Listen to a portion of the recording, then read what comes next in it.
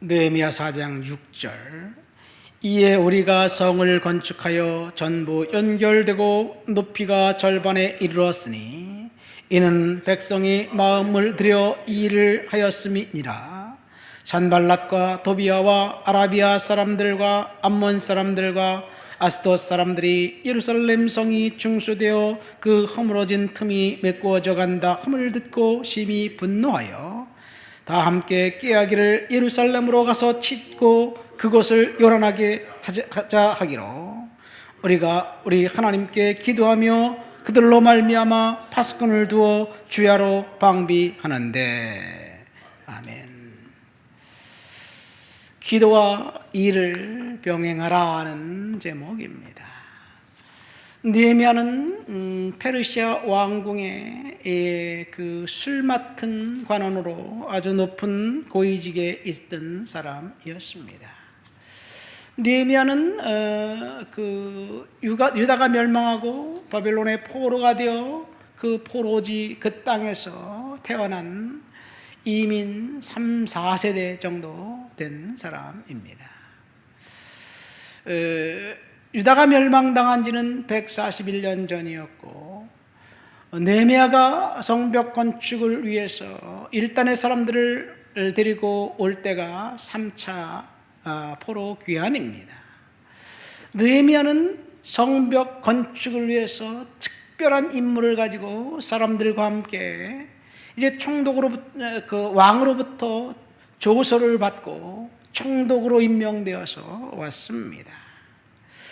느헤미야가 오기 전 93년 전에 1차 귀환은 예수아와 스룹바벨에 의해서 인도에 있었고, 그리고 13년 전에 2차 귀환은 에스라의 지도하에 있었습니다. 느헤미야가 섬겼던 왕, 그 왕은 에스더 왕비의 아버지, 에스더 왕비의 남편이 그의 아버지입니다. 이 아닥사스다 왕, 그 왕은 그 고레스 에스더에 나온 그 왕의 아버지, 왕의 아들입니다. 어쨌든 성벽을 건축한다는 그 말이 들려지자 이 조직적인 방해 세력들이 있었습니다. 이 방해꾼들은 토착 세력들입니다. 토착 세력들은 그 포로에서 귀환해온 유다인들이 아니라 이방인들이었습니다. 그래서 이방인들 중 그 도비아와 산발랏이라는 사람, 게셈이라는 세 사람이 중심을 이루어서 느헤미야의 이 성벽 건축을 방해합니다. 조직적으로 방해합니다. 느헤미야가 하고 있는 일들을 방해하는데 처음에는 이간질을 시켰습니다. 이간질을 시켜서 그 방해를 하죠. 두 번째는 유언비어를 퍼뜨렸습니다. 그래도 안 되니까 세 번째는 이제 공격해 왔습니다. 살육을 하려고 시도했습니다. 이것이 느헤미야가 부닥쳤던 방해 세력들이었습니다. 그럼 느헤미야는 왜 성벽을 건축하려고 했나요? 이스라엘 백성들이 그 바벨론의 나라가 망하고 그리고 페르시아 왕국이 바뀌었을 때 이제 페르시아의 왕 고레스가 고레스 원년에 첫 번째로 유다인들을 예루살렘에 귀환시킵니다. 유다에 귀환시킵니다. 고향 땅에 와봤는데 보니까 완전히 회파된 그런 그 황무지 같은 그런 곳이었습니다. 사람들이 모여서 살면서 어디에 살았을까요? 예루살렘 성벽이 회파되었어요. 그러니까 성벽이 없다는 것은 집이 없는 것과 비슷합니다.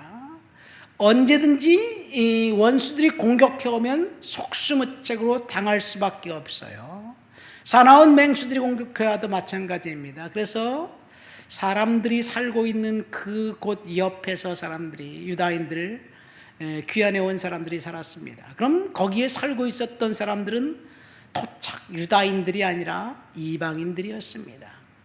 이방인들 동네에서 외지인들이 이제 원래 거기에 살던 정착했던 유다인들이지만 왔다고 생각할 때 어떤 느낌이 들까요? 이방인이었지요. 그러니까 그들과 친해지려고 애를 썼을 거예요. 그렇게 살다 보니까 이방인들과 함께 결혼도 하고 또 왕래도 하고 그들의 문화와 말도 배우고 종교도 배우고 그렇게 살고 있었습니다. 이 성벽이 없는 것에 대한 안타까움을 가지고 성벽을 건축해야겠다라는 비전을 품은 사람은 느헤미야 한 사람뿐이었습니다. 1차로 귀환해 왔던 사람들이 한 일은 성전을 건축하는 일이었어요. 고레스 왕이 이제 그 페르시아 왕국을 개국하면서 유다인들을 돌려보내면서 성전을 건축하라고 명령합니다. 그리고 성전 건축하기 위한 재물들과 돈을 주고 바벨론이 예루살렘을 침공할 때 예루살렘 그 성전에서 빼앗아 왔던 성전 기구들을 다 돌려줍니다. 그러니까 93년 전에 1차로 귀환해 왔던 사람들이 원래 목적은 성전 건축이었습니다. 근데 성전 건축도 토착 세력들의 방해로 20년간 중단되다가 이제 귀환한 지 20년 만에 완공합니다. 그러니까 한 1, 2년 성전 건축하다가 18년 동안 중단했어요.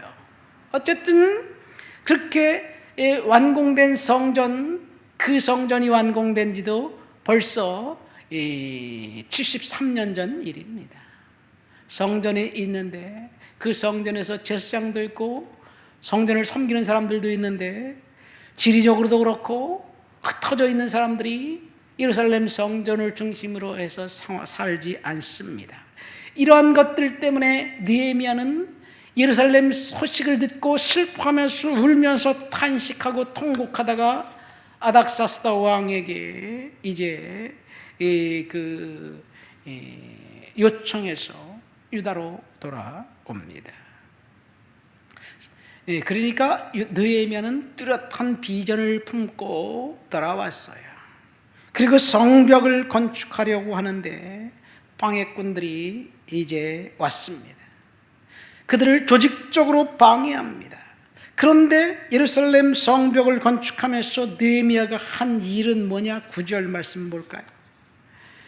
우리가 우리 하나님께 기도하며 그들로 말미암아 파수꾼을 두어 주야로 방비하는데, 느헤미야는 기도만 하지 않았다는 것, 파수꾼을 두어 방비했다는 것을 볼 수 있습니다. 13절 14절 말씀에 보면 한 손에는 칼과 방패와 무기를 잡고 한 손에는 이제 그 성벽 건축하는 일을 열심히 합니다. 여러분, 이것이 느헤미야가 했던 일입니다. 느헤미야는 그 성벽 건축하는 일을 방해하려 했던 방해꾼들이 결국은 느헤미야를 죽이려고 했는데 그들의 방해는 실패했습니다. 왜 실패했을까요? 그들은 토착 세력들이고 많은 사람들을 규합해서 몰래 저녁에 이제 공격해 오기도 합니다. 이 거짓 평화 그 회담을 요청해서 오노 평지에서 만나자. 그리고 편지를 보냅니다. 그것도 제사장을 통해서 보내요. 6장에 보면 나옵니다. 왜 그러냐? 느헤미야를 죽이려고 했는데 느헤미야는 그 사실을 간파합니다. 하나님이 알려주신 거지요. 결국 방해꾼들의 방해 공작은 실패했고 느헤미야는 이겼습니다. 왜? 하나님이 느헤미야 편이었기 때문에 그렇습니다. 우리가 하나님 편이 되어야 될 줄 믿습니다. 그러면 어떤 인생의 방해 세력도 우리들을 방해할 수 없습니다. 하나님 내 편이 되어주세요, 이렇게 기도하는 것이 아니라 우리가 하나님 편이 되어야 될 줄 믿습니다. 하나님의 편이 되는 방법은 딱 한 가지예요. 예배입니다. 예배를 좀 더 조직적으로 백성들과 함께 하기 위해서, 유다인들의 정체성을 가르쳐주기 위해서 성벽을 건축하겠다는 그 당위성 앞에 하나님이 함께 하신 거죠. 그래서 그 성벽 건축은 52일 만에 끝납니다. 이 방위꾼들을 위해서 기도했던 기도가 본문 우리가 읽진 않았지만 4절 5절에 보면 나옵니다. 느헤미야가 이렇게 기도합니다. 우리가 업신여김을 당합니다. 그들의 악을 덮어두지 마시옵소서. 그리고 세 번째, 그들의 죄를 도말하여 주옵소서. 그들의 죄를 묵과하지 마시옵소서. 이렇게 기도하면서 하나님 앞에 이 파수꾼을 세워서 가면 열심히 일합니다. 여러분, 이것이 저와 여러분들에게 도전이 됩니다. 우리가 이 땅을 살면서 우리가 할 일들은 열심히 기도만 하면 모든 것이 다 될까요? 느헤미야는 기도하고 일했습니다. 절반은 일하고 절반은 갑옷을 입고 이제 원수들의 공격을 막았었습니다. 어떤 때는 일하면서 칼과 방패와 무기를 가지고 일을 했습니다. 이렇게 일을 하면서 하나님의 사명을 느헤미야는 완수했습니다. 어쩌면 도비아와 산발렛은 우리의 인생을 공격해오는 원수들일 수도 있습니다. 느헤미야가 끝까지 이 일을 완수할 수 있었던 것은 기도하면서 하나님 앞에 지혜를 구하고 하나님이 주신 지혜를 가지고 이제 스스로 방어했기 때문에 그렇습니다. 느헤미야는 기도하며 일했고, 기도하고 칼을 들었고, 칼을 들면서 또다시 일을 했습니다. 이것이 저와 여러분들에게 도전이 됩니다.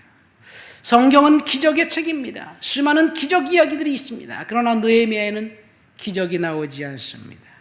느헤미야서는 처음부터 끝까지 느헤미야가 기도하는 기도의 제목이 철저하게 열심히 무릎 꿇고 기도하는 기도의 내용이 나옵니다. 그런데 느헤미야에는 기적이 나오지 않고 이적도 나오지 않습니다. 원수들의 공격을 하나님이 초자인 방법으로 제거해 주시지도 않았습니다. 하나님께서 역사하셨는데 그 느헤미야에게 주신 지혜를 가지고 스스로 방비한 곳에 있습니다. 우리가 기도할 때 하나님이 뭔가 아이디어를 주신다면 그것이 하나님이 주신 그 지혜인지 생각하면서 하나님 앞에 기도하고 또 추진하시기를 예수님의 이름으로 축원드립니다. 기도는 은밀한 곳에서 기도하지만 일상 속에서도 일하면서도 그 삶의 터전이 기도의 공간이 되어야 될 줄 믿습니다.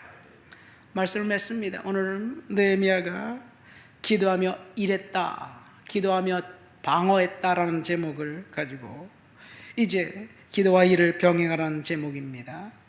조직적인 방해 공작을 에도 불구하고 성벽 건축에 141년 전에 회파했던 성벽을 건축하는데 완성했던 그 느헤미야는 기도하고 일했기 때문에 그렇습니다.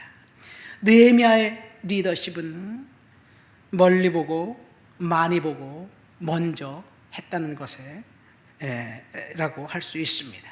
기도하면서 일했고 일하면서 기도했던 느헤미야가 오늘 저와 여러분들에게 도전이 됩니다. 하나님 아버지 감사합니다.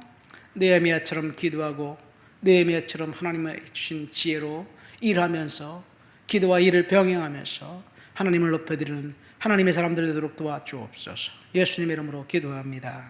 아멘.